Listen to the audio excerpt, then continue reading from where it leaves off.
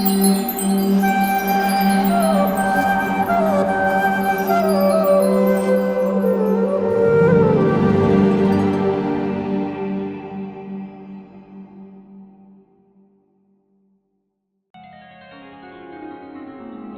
6 ध्यान योग।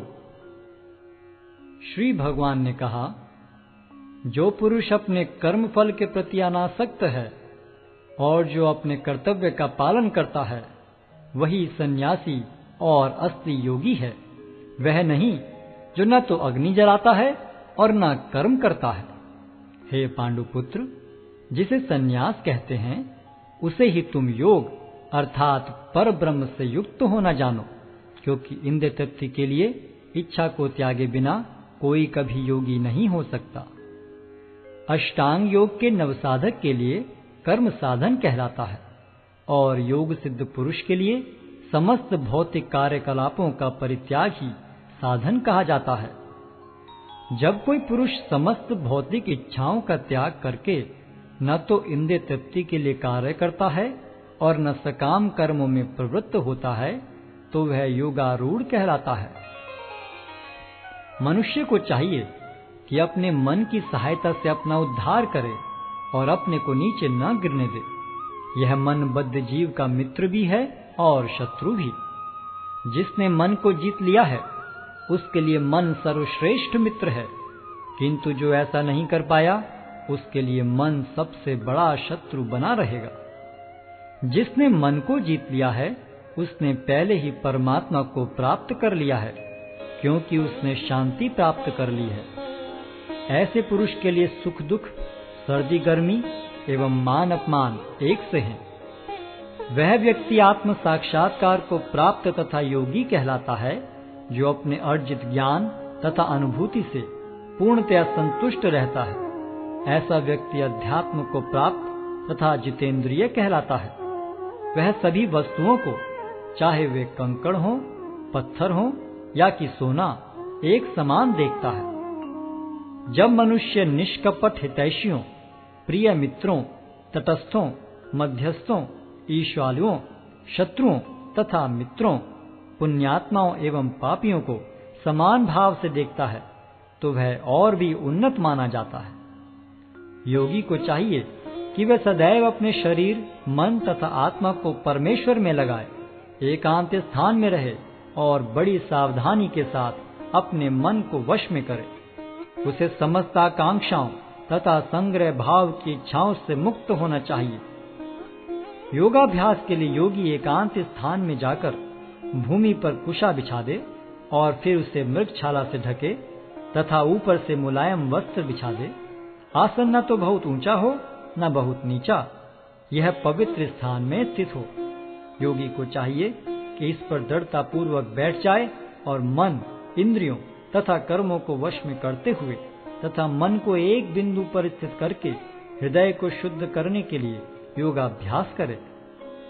योगाभ्यास करने वाले को चाहिए कि वह अपने शरीर, गर्दन तथा सिर को सीधा रखे और नाक के अगले सिरे पर दृष्टि लगाए। इस प्रकार वह अविचलित तथा दमित मन से, भय रहित, विषयी जीवन से पूर्णतया मुक्त होकर अपने हृदय में मेरा चिंतन करे और मुझे ही अपना चरम लक्ष्य बनाए।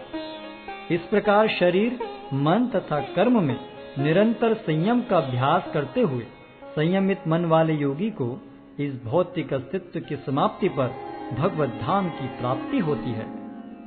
हे अर्जुन, जो अधिक खाता है या बहुत कम खाता है, जो अधिक सोता है अथवा जो पर्याप्त नहीं सोता, उसके योगी बनने की कोई संभावना नहीं है। जो खाने, सोने, आमोद प्रमोद तथा काम करने की आदतों में नियमित रहता है, वह योगाभ्यास द्वारा समस्त भौतिक क्लेशों को नष्ट कर सकता है। जब योगी योगाभ्यास द्वारा अपने मानसिक कार्यकलापों को वश में कर लेता है और अध्यात्म में स्थित हो जाता है, अर्थात समस्त भौतिक इच्छाओं से रहित हो जाता है, तब वह योग में सुस्थिर कहा जाता है। जिस प्रकार वायु रहित स्थान में दीपक हिलता डुलता नहीं, उसी तरह जिस योगी का मन वश में होता है, वह आत्म तत्व के ध्यान में सदैव स्थिर रहता है।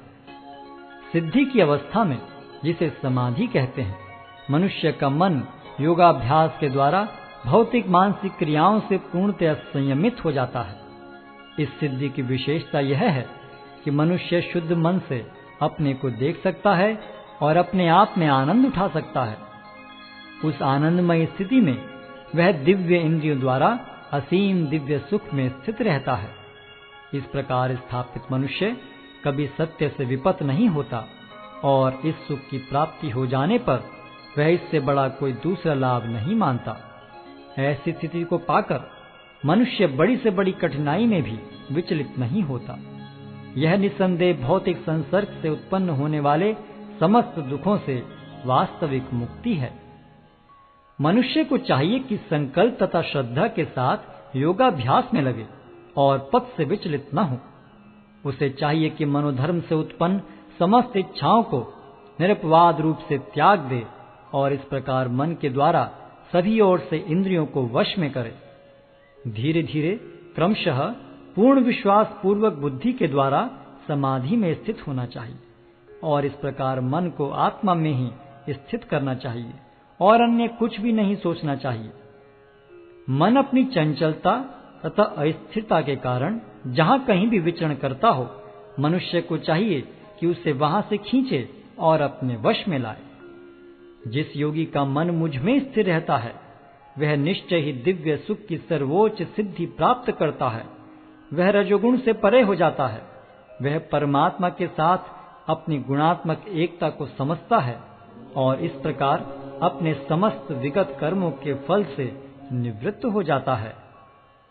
इस प्रकार योगाभ्यास में निरंतर लगा रहकर आत्म संयमी योगी समस्त भौतिक कलमश से मुक्त हो जाता है और भगवान की दिव्य प्रेम भक्ति में परम सुख प्राप्त करता है।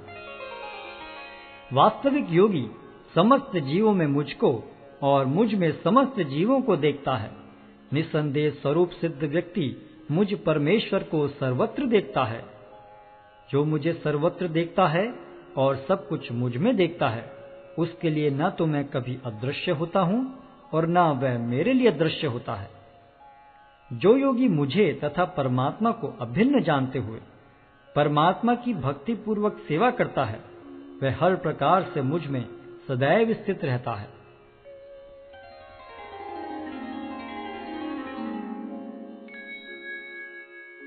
हे अर्जुन, वह पूर्ण योगी है जो अपनी तुलना से समस्त प्राणियों की उनके सुखों तथा दुखों में वास्तविक समानता का दर्शन करता है। अर्जुन ने कहा, हे मधुसूदन, आपने जिस योग पद्धति का संक्षेप में वर्णन किया है वह मेरे लिए अव्यवहारिक तथा असहनीय है, क्योंकि मन चंचल तथा अस्थिर है। हे कृष्ण, क्योंकि मन चंचल, उच्छृंखल, हठीला तथा अत्यंत बलवान है, अतः मुझे इसे वश में करना वायु को वश में करने से भी अधिक कठिन लगता है। भगवान श्री कृष्ण ने कहा, हे महाबाहु कुंती पुत्र, निसंदेह चंचल मन को वश में करना अत्यंत कठिन है, किंतु उपयुक्त अभ्यास द्वारा तथा विरक्ति द्वारा ऐसा संभव है।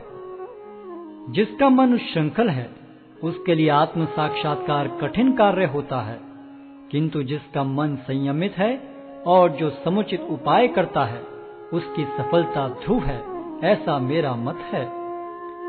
अर्जुन ने कहा, हे कृष्ण, उस असफल योगी की गति क्या है जो प्रारंभ में श्रद्धा पूर्वक आत्म साक्षात्कार की विधि ग्रहण करता है, किंतु बाद में भौतिकता के कारण उससे विचलित हो जाता है और योग सिद्धि को प्राप्त नहीं कर पाता। हे महाबाहु कृष्ण, क्या ब्रह्म प्राप्ति के मार्ग से भ्रष्ट ऐसा व्यक्ति आध्यात्मिक तथा भौतिक दोनों ही सफलताओं से च्युत नहीं होता और छिन्न भिन्न बादल की भांति विनष्ट नहीं हो जाता, जिसके फलस्वरूप उसके लिए किसी लोक में कोई स्थान नहीं रहता? हे कृष्ण, यही मेरा संदेह है और मैं आपसे इसे पूर्णतया दूर करने की प्रार्थना कर रहा हूँ।